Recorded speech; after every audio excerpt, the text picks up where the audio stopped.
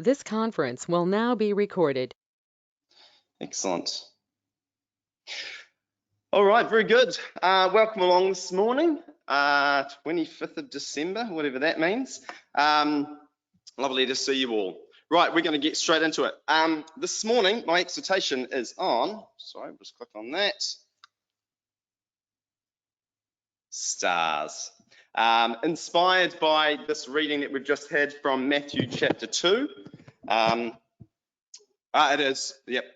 From Matthew chapter 2, where we have the arrival of Jesus to this earth. And part of that story is that there was a star that guided the Magi, or the wise men, to go and find him. That's only going to play a small part in this morning's words, but I thought in general it was a nice opportunity to look at stars. This summer we might find ourselves in a place where we get to see stars brighter than we normally do. We'll be out hopefully somewhere at a beach, maybe at a Bible school, somewhere away from Auckland, away from all of that artificial light that allows us to see stars in all their beauty. These mysterious mammoths of the sky, and they're an amazing thing to look at, but perhaps sometimes we don't think about them enough. So as I say, inspired by this chapter 2 of Matthew, but we want to look more broadly at stars as an idea. So first thing we know about stars, they were created on day 4. Very good. They were created on day 4 by God, the creator of all that we know. We got some pictures of some things. A few pictures. We know that, let's turn to Job, actually. Let's do some turning now. Job being one of the earliest books in the Bible, we have some insight from Job and his friends about stars. Chapter 9, please.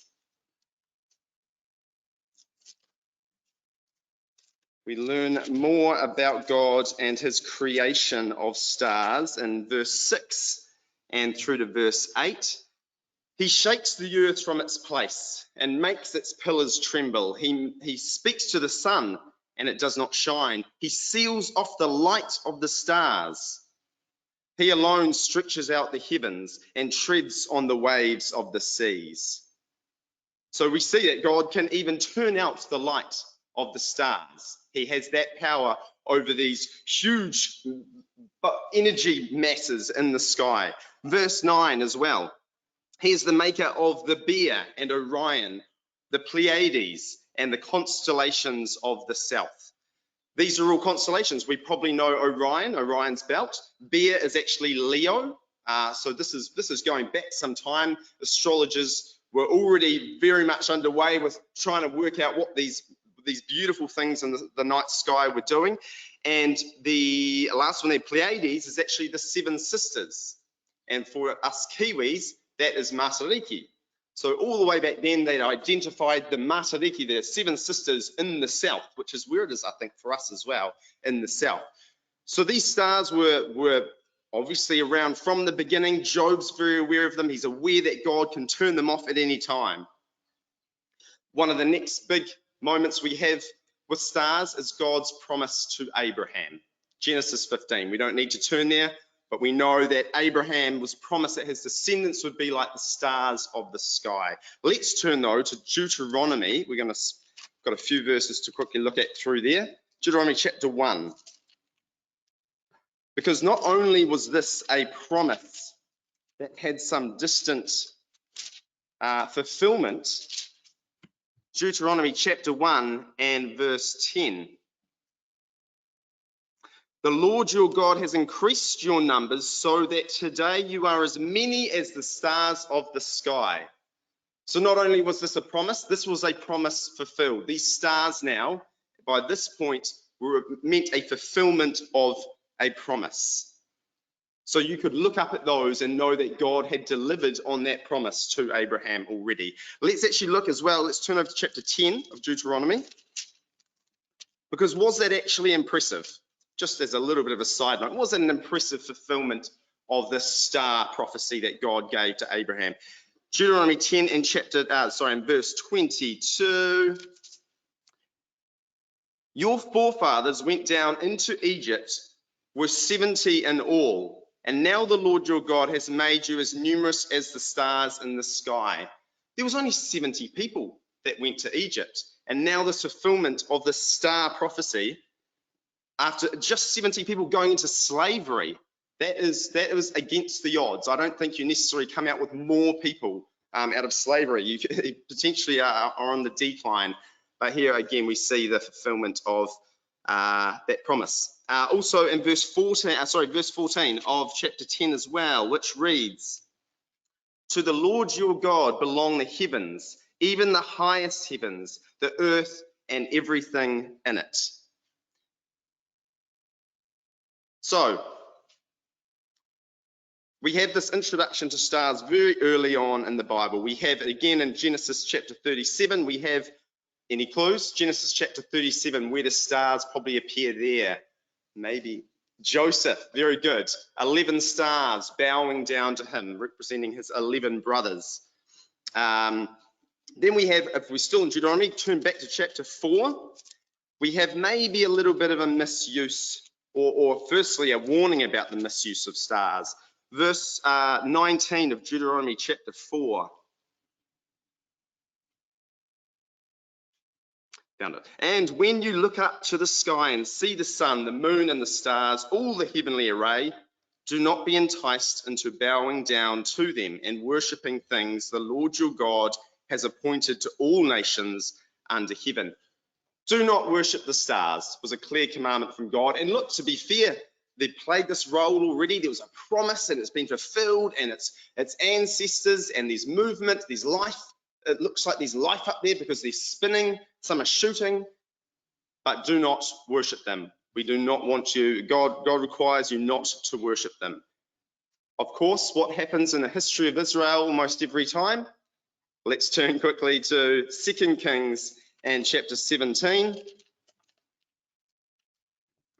Not the most encouraging moment of Israel's history, but we have in verse 16 of 2 Kings 17, "They forsook all the commandments of their Lord, their God, and made for themselves 2 idols cast in the shape of calves and an Asherah pole. They bowed down to all the starry hosts." And sold, and that'll do. The starry hosts, and they worshipped Baal. So amongst all of these earthly idols, they also worship stars. Why would God despise them worshipping stars? As a question I had when looking at that. And I guess it's because, again, like all of those other idols that it's lumped with, it's placing faith in something God hasn't asked them to. These things had no direction over their life. They had no bearing on which way would be best for them to go. That was all in God's control. God will use creation how he will use it. And it's a good lesson in that. It is not up to man to decide, and I'm sure I'm not having to tell any astrologers out there or any people that are into that, but it's not up for man to decide how we use God's creation and how it will affect our lives. It is God's creation, and we ought to frame it in a way that God does from his word. And we're going to look at that shortly. And we have this knowledge from Job, from Moses, and we're going to look a little bit at David about how we are to look at these stars. And it's with that knowledge that we should look at these stars. So, why do we have stars? Oh, that's a horrible font. I'm sorry about that. That doesn't come over. Why do we have stars, though? You look at things, the fact that here in 2 Kings, they've worshipped them. God set them up to fail, perhaps, a little bit with having these stars, you might argue. So why do we have them at all? This is going to bring us a closer understanding of stars and their importance, I think, and their existence to us. The first one is, and we're going to spend a bit of time in Psalms now, so turn over to Psalm chapter 19, is that they speak knowledge. Strangely as it may sound, is that short phrase, but they speak knowledge. That is what David tells us in Psalm 19 and from verse 1. "The heavens declare the glory of God, The skies proclaim the work of his hands. Day after day they pour forth speech. Night after night they reveal knowledge. They have no speech. They use no words. No sound is heard from them. Yet their voice goes out into all the earth, their words to the ends of the world. So firstly, verse 1, they declare the glory, the heavens declare the glory of God. How do they declare the glory of God? He is glorious in size, that he has created this something so big. He is glorious in his engineering, these massive balls of energy that we have not come anywhere near close to being able to replicate. He is glorious in his artistry of them, how beautiful they are, how they can shine and twinkle in different ways, even to our naked eyes. He is glorious in his goodness and kindness, creating something of a sign, a promise, like a PowerPoint above us about the promises that God has offered.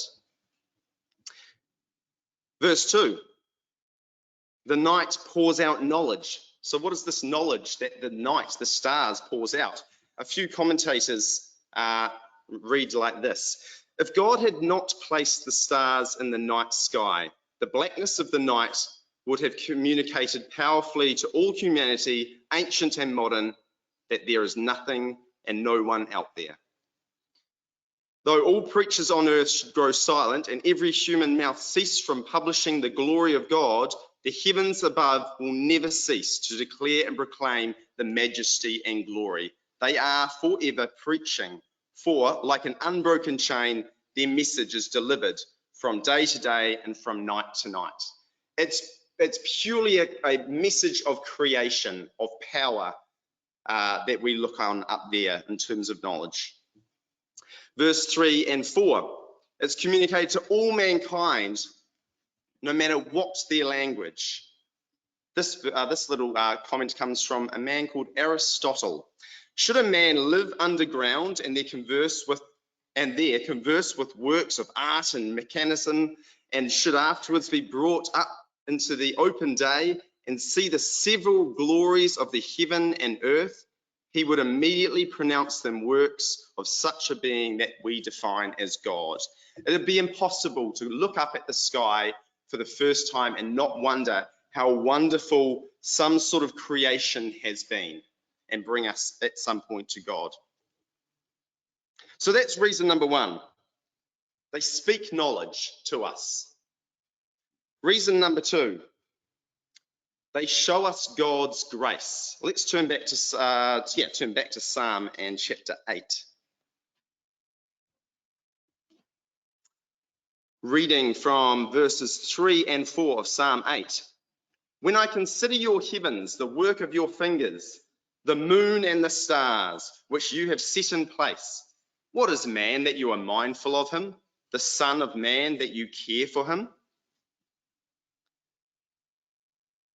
We continue reading through that and we can see, if you skim your eyes over verses sort of 6 to the end there, that we've made rulers on everything on earth, of the birds, of the beasts of the field, how wonderful that it is that we have this rulership on earth. But in all that, we can find joy and purpose, but then we can look at these stars and understand that God has this control over this unfathomable amount of energy, these giants of the sky that we have no influence on. Those up there are God's to control. We can hopefully train a dog to sit down, but God has these megatons. I don't know the numbers to explain, obviously, the energy that God has at his fingertips in the heavens. And so I guess it's humbling that, as it says in verse 4, verse 5, verse 4, what is man that you are mindful of him?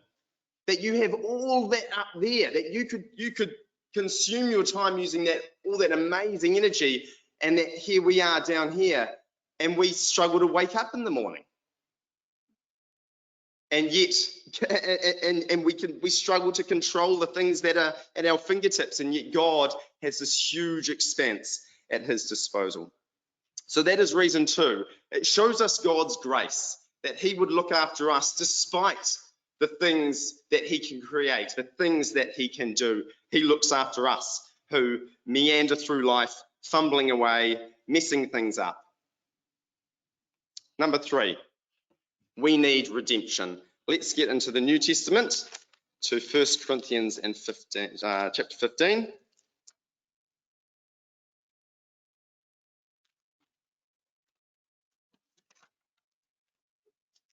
From verse 4.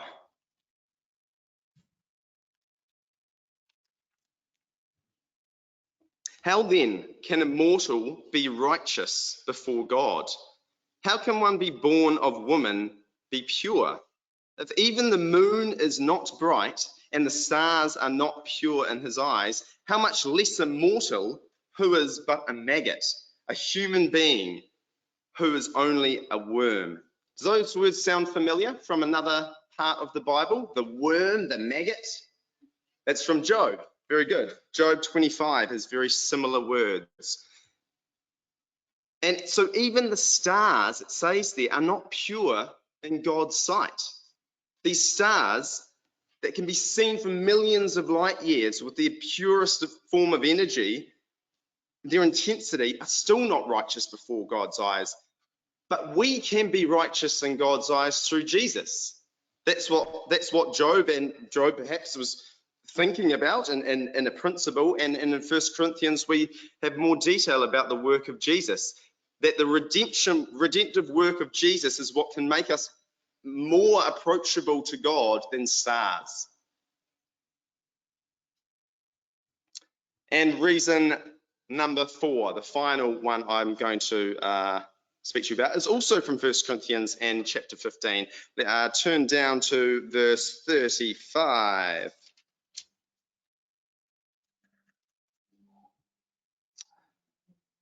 But someone will ask, how are the dead raised? With what kind of body will they come? How foolish. What you sow does not come to life unless it dies. When you sow, you do not plant the body that will be, but just a seed, perhaps of wheat or something else. But God gives it a body as he has determined, and to each kind of seed he gives its own body. Not all flesh is the same. People have one kind of flesh, animals have another, birds have another, and fish another. There are also heavenly bodies, and there are earthly bodies. But the splendor of the heavenly bodies is one kind, and the splendor of the earth bodies is another kind. The sun has one kind of splendor, the moon another, and the stars another. The star differs from star in splendor. Verse 42, so will it be with the resurrection of the dead. The body that is sown is perishable, it is raised imperishable. It is sown in dishonor, it is raised in glory. It is sown in weakness, and it is raised in power. It is sown a natural body, it is raised a spiritual body. Fourth reason we have stars is that with this knowledge from 1 Corinthians 15, we can think about the resurrection. It says there about how each star has different splendor, that their bodies are different, and that we will be raised with the resurrection from verse 42 with a body that is imperishable. So just another way that we can look up at the stars and think about how they twinkle differently, how they move slightly differently, how some explode and some appear, and that there is a resurrection that God again is hopefully telling us about by looking up at these stars. And so finally, we come to the star that was followed by the wise men, that they followed to find Jesus. And there's not much to say about that, but feel free to turn back to Matthew 2. That will be our final place. I guess, though, with all of that knowledge that we now have about what the stars mean, what we can look up at them and think about, whether we try to count them, whether we try and differentiate them. Matthew 2, verse 2. Oh, let's read from verse 1. And Jesus was born in Bethlehem in Judea during the time of King Herod. Magi came from the east to Jerusalem and asked, where is the one who has been born King of the Jews? We saw his star in the east and have come to worship him. It's not just a star, it's his star. With all these wonderful examples that we've just looked at, 4 reasons there that we have stars, and Jesus has his own star. Magi call it his star. Not only did we talk about the fact that we have no control of them, we have control over little things that we can survive on this earth. God has control over the stars, and he saw it fit to use a star to bring about the arrival of Jesus. An interesting point, I guess, is that it actually only took them far as Jerusalem, as it says there, when they came to Jerusalem to talk to King Herod about where was this Saviour. And perhaps that's some allusion to where Jesus would have an appearing as the King of the Jews, some 30 years later. Verse 10 as well, if we go down to that. When they saw the star, they were overjoyed. So finally, they have made their way out of Jerusalem to Bethlehem, and they've seen this star again, and they were overjoyed. The original expression apparently is very emphatical, very remarkable in terms of how excited they were. And apparently it should be rendered or read a little bit more like, they joyed a great joy very much, which doesn't make great English, but basically that's why it's been adapted. But really they had an immense amount of joy because perhaps they knew of these reasons. These men from the east were perhaps trained in Persia as an idea, maybe even under some ancient writings that Daniel had passed down from when Daniel was in Persia. Who knows? But either way, they seem to have an understanding that a star moving, it must be in God's control. This must be a big event. And these were Gentiles, as we are, that were brought to see the new king of the Jews, not King Herod, who thought he was the king of the Jews. And so with these reasons that these stars exist, the knowledge, the grace, the redemption, the resurrection, and now we have Jesus being ushered in with a star, the birth and the life of Jesus. How fitting is it that God would bend the laws of his own universe to show the coming of his Son? So hopefully that's given you something to ponder when we look up at the stars this summer. Now, with all that said and done, perhaps still the significance of these stars is a little bit underwhelming for you, let's say. I put a little video together, it was actually Bible school 4 years ago now, which I thought has only had one outing, so I thought it was due another outing. And it really does, with some very clever creative work around what they think the universe might look like if you zoomed out, really helps us to appreciate what we are underneath and this amazing creation that we are in. So I'm just going to plug a few things in here quickly.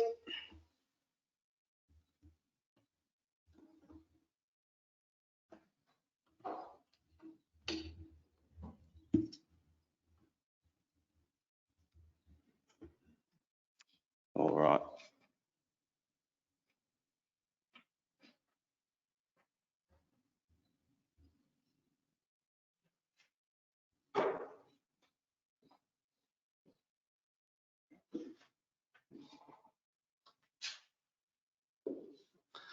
Sorry, might just do that one more time.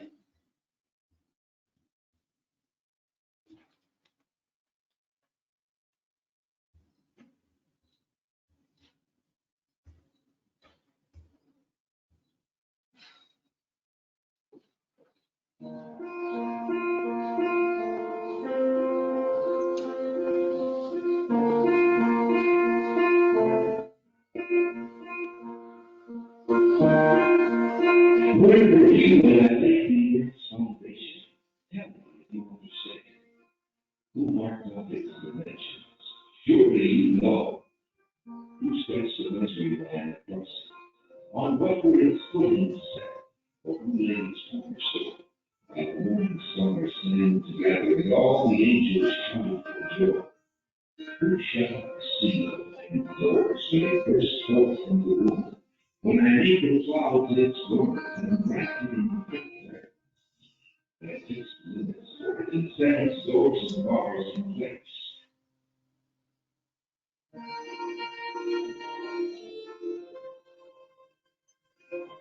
God created the heavens and the earth.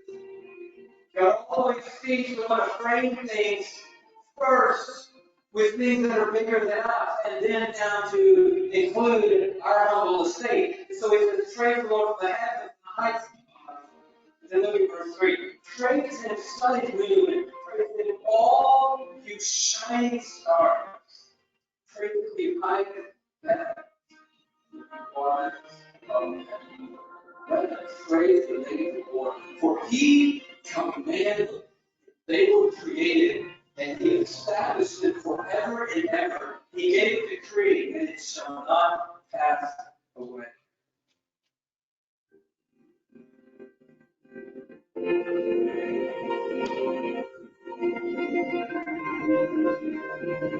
Why is the universe away?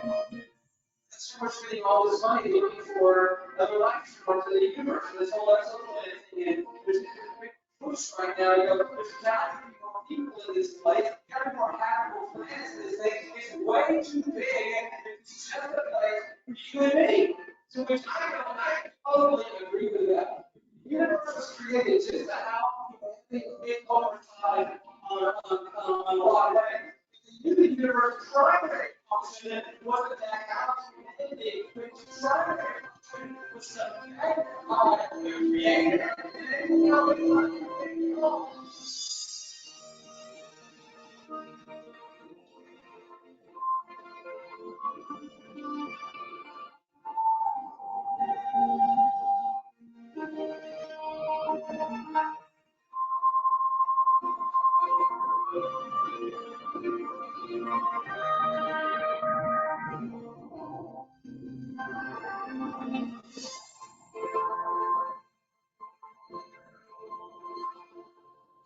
Created the heavens and the earth in 6 days and rested.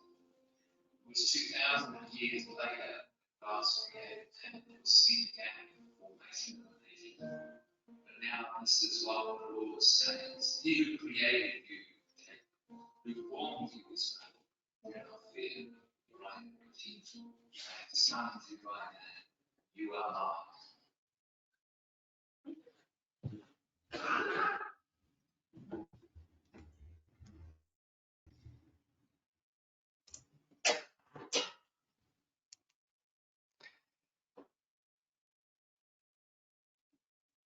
And so the universe's primary function isn't to house humanity, but its primary function is to house the creator. And so this universe that we look on isn't that big at all.